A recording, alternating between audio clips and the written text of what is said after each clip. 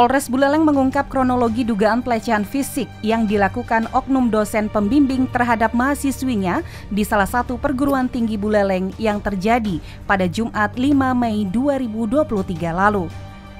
Saat dikonfirmasi RRI dalam press release di Mapolres Buleleng, Selasa 9 Mei 2023 pagi, Kapolres Buleleng AKBP Imade Danuwardana menjelaskan kronologi kasus tersebut berawal dari status WhatsApp sang korban yang ditanggapi pelaku. Pelaku memeluk korban dari belakang menggunakan tangan kiri dan mengenai salah satu tubuh korban pada bagian dada korban, dada kanan korban. Kemudian pelaku memeluk korban dari samping menggunakan tangan kanan serta mencium pipi korban. Merasa tidak nyaman dengan tindakan yang dilakukan oknum dosen pembimbing, korban pun menghindar dengan keluar dari kamar. Tidak puas, pelaku kemudian menarik tangan dan pinggang korban secara paksa untuk kembali ke dalam kamar. Namun korban menolak dengan cara berontak karena tidak mau melakukan hal tersebut. Lalu dikarenakan korban tidak mau untuk melakukan persetubuhan, akhirnya pelaku pulang sekitar pukul 2 dini hari.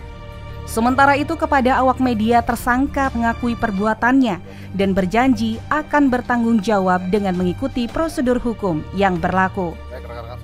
Terima kasih. Ada 3 poin yang mungkin saya akan sampaikan hari ini.